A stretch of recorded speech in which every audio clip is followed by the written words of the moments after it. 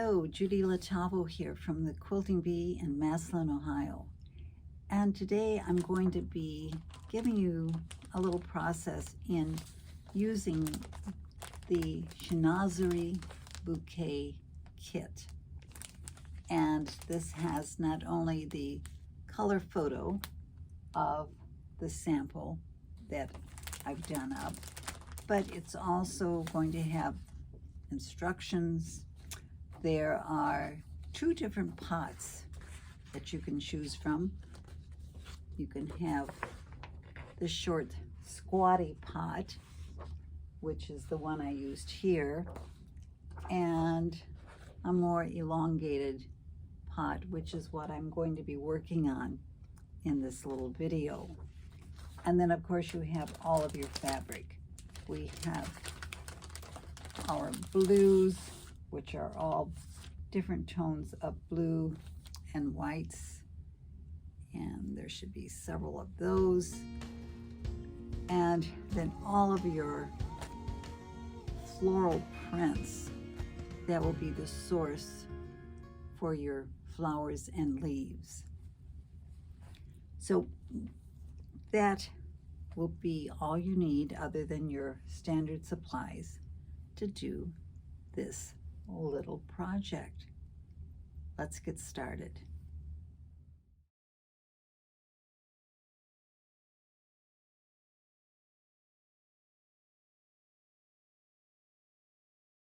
All right, we are going to start with our pot. And so what I have done, I have gone ahead and applied light steam to all of my blues so that I'm ready to work with them. And I have sorted them into 3 different tones. And if you've taken any of my classes or purchased any of my other patterns, 3 is a number I like to work with. My lightest being 1, my darkest being number 3, and 2 is the transition, the in-between shades. So what I have, and some of these are just the scraps left over from my original, but I have all of my darks that I've sorted out. I have some mediums, and this isn't a large project, so we don't need a lot of fabric. Again, some of these are just scraps left over from my sample that I had done up. So this is my transition group. And then I have my lights, my number 1s, and they are my lighter blues. So I have prepared my blue fabric and I've sorted it. And now I had to decide, am I going to do it on a foundation panel, which is nothing more than a translucent piece of cotton that you have traced the pattern onto. And I'm doing, since I did the short squatty vase before, I'm doing the more oblong pot. So I would have traced this onto my foundation panel. I'm going to be using the parchment paper process. So what I have done is traced it onto a piece of parchment paper. And I'm going to put this over here at the side, just in case a number gets covered up or I get confused as to where I am. It's a good guide. When I traced it onto my parchment paper, or if you're tracing it onto a foundation panel, remember, you need a piece larger than the pot because we're going to be applying flowers all up here. And just as a rule of thumb, make it at least 2 times the size of your pot. Should give you plenty of room. All right, so it's on my design board, and I have my Karen Buckley scissors here already. I have a pencil just in case I need to. Well, if I'm working in this area that I call number 2, and I put some fabric over that 2, I may want to put a 2 up here just as a reminder that that's a 2. And the same if I'm working with 3, especially if I'm going to work on it and get up and be away from it for a little bit. I may not remember where I am in the process. So a pencil handy is also a good idea. I have some tweezers, and these are sharp-pointed, angled tweezers. Every now and then I may need them to lift a piece of fabric to work something under it.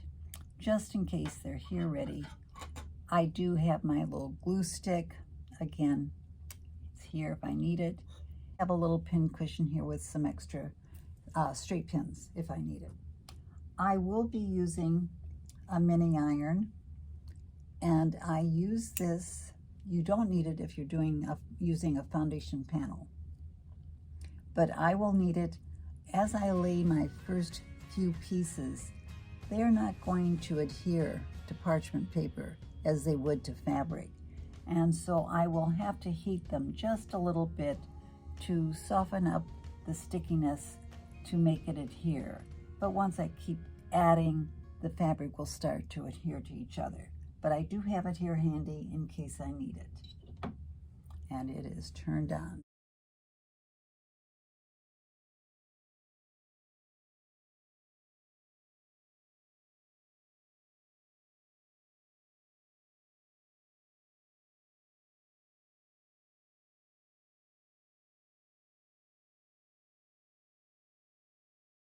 So, where do I start?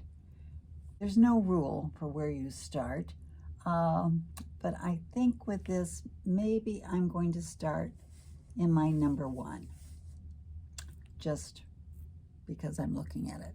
So I'm going to bring out my light, my number 1 fabrics, and I'm just going to start cutting, remembering that the lines you see on the pattern are not carved in stone. They are suggestions. So it could be, I would only want my 1 to be a smaller area, but I'm going to work this in and maybe sort of cut this out. If you have difficulty removing the back of the steamer seam, you can score it with a straight pin, but usually I can do it with my fingernail. And you notice, I think I don't want these little sharp bits of pieces. So there I am. I'm going to adhere it right in there. It is staying. Sometimes it will for a few seconds, but just to make certain, I'm going to heat that up a bit. And maybe go a little lighter. I'm working into that highlight area. And as I said, I am not worrying about following the shapes exactly as indicated on the pattern. All I'm trying to do is make certain that my fabrics give me the look I'm after. And continuing that highlight area. And what I'm doing is not making my pieces so terribly large because I want to use as much fabric as I can, and large pieces will cover up more space than I want. So a rule of thumb, no smaller than the size of your thumbnail, and certainly no larger than the palm of your hand, and we won't go anywhere near that large on our piece. Now you can see I have not gone all the way to that indicator. That's okay. I'm going to be satisfied with that, I think. These are still, even though I am using my little mini iron, I can still move them. What I couldn't do is if I had pressed it with my mini iron where they're overlapping, those would all have to move together. So when you're pressing, you only press the one piece, so you have the flexibility. This is not wanting to peel off correctly. There we go.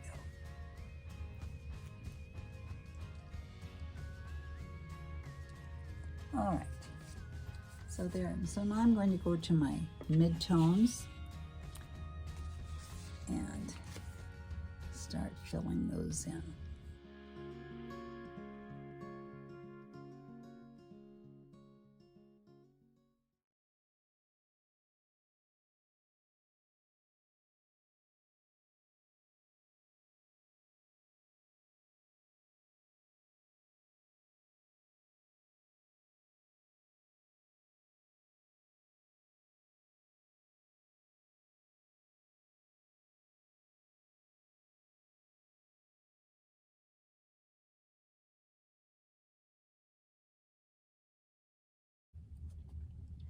I am not going to do this upper rim because my flowers will be cascading down and there's no need of having any more layers of fabric than I need. So I'm just arbitrarily choosing not to. If you're going to have a lighter spray of flowers, and by lighter I mean more sparse, you may want to do that, but I'm planning on another mass arrangement, and so I will not go ahead and do this upper rim of our vase. All right, moving on along.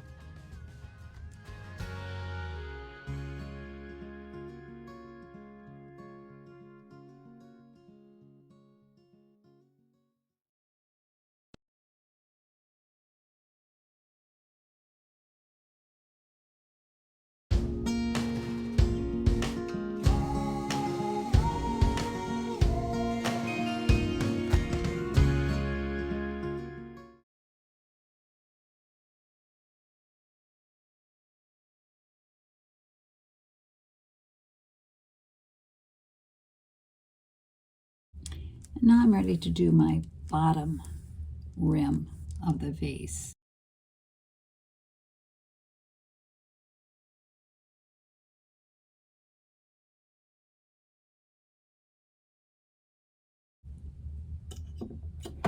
I did overlap my fabric on a little bit with that mini iron because I know I'm not going to rearrange those, so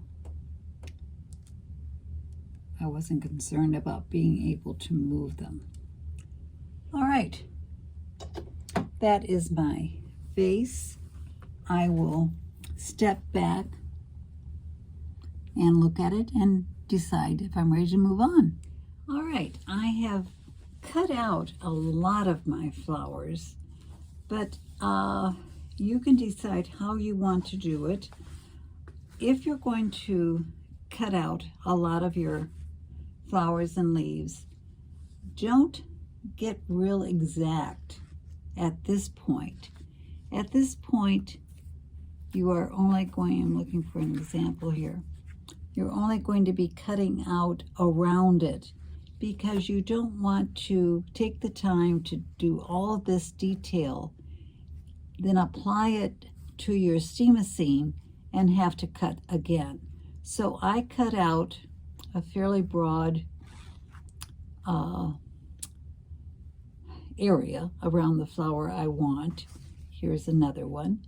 And apply it to my Chinoiserie and then wait. And if I see I am going to use it, at that time I will get more intricate with my cutting. But I have gone ahead and cut out a lot of them because I know I'm going for what I had said before, a mass arrangement, and I'm going to need a lot of flowers and leaves. So I've segregated my leaves, and I haven't worried about when I don't have a complete flower, because there's going to be flowers upon flowers, and for instance, this may end up laying over it, and no one will ever know that this wasn't a complete flower. So I also cut out partials. Here is a partial. Oh, here is a real partial. There was all kinds of things coming into this. But I thought I might be able to use some portion of it, so I cut it out. Definitely a partial. I don't know, I may want just a little bit of blue somewhere. So they're all treasures. It's just they may not look like it right now. So that's what I'm going to start with. And I have my layout. And so I think I am ready to go. So we'll move over to the design board now. All right, we are here at the design board now, and since I'm doing a mass arrangement, I'm going to be starting here at the base, and with that kind of an arrangement in mind, my largest flowers will be here at the bottom of the arrangement. And so I have chosen to start, I think, with this one, and you can see how I'm overlapping my base. Now, granted, when this flower was growing, it grew like this, but in my arrangement, it's going to be on a stem that has arched over and is letting it hang. So that's why I'm satisfied with it looking down. And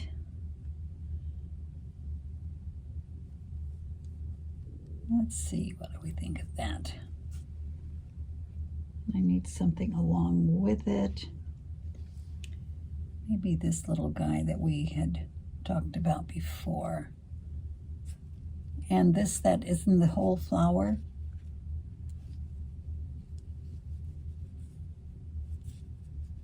I'll probably do like that. Again, auditioning, seeing what works best, and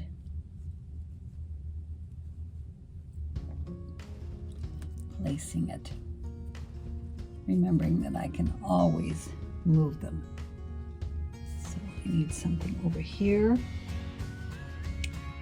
and what might that be? I'm just going to continue placing and arranging, knowing I can always change my mind.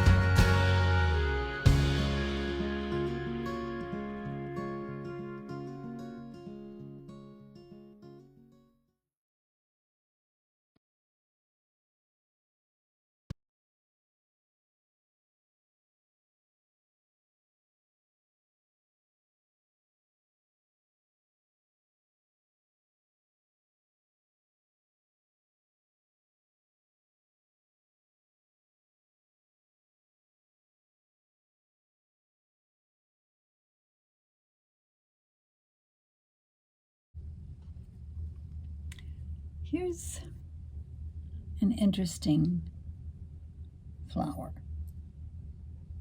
Only half a flower, if that, and it has the buds. Buds are normally up to the outside of an arrangement. We need a little more yellow. Let's see if we can. Sometimes you need tweezers to gently get under. If we leave that there, and maybe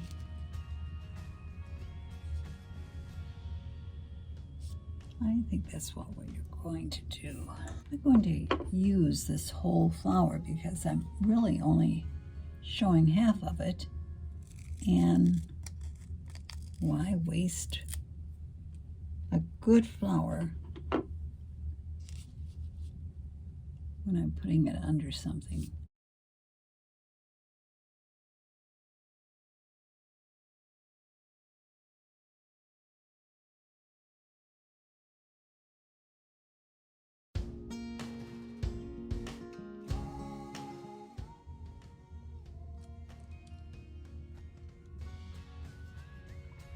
I'm sort of measuring.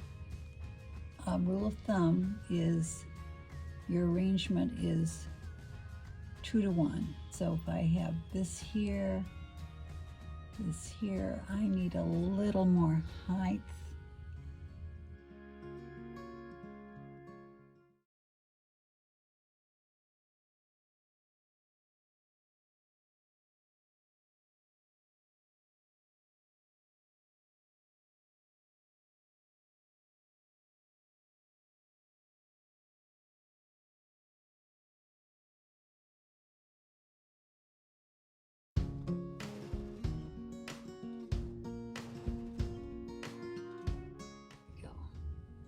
Now, you notice I haven't added any greens yet.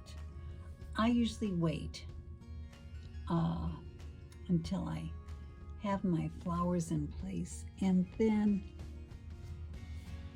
say, okay, where do I want some leaves to be showing?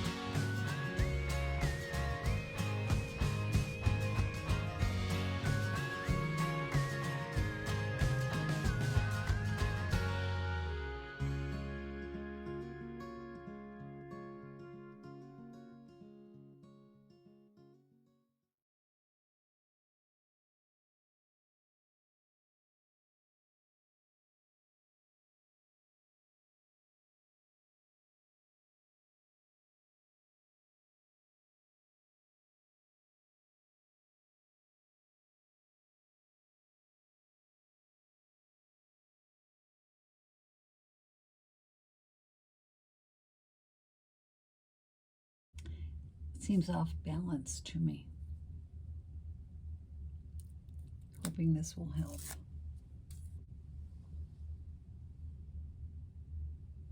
Okay, that is it. Now I will look at this for a few days and see what needs tweaking, but my proportion is good. Rather than a mass, I've really ended up more of a cylindrical shape, following the shape of my face, and that's okay. So that's it. I wish you well with yours. Have a good time and enjoy recipe.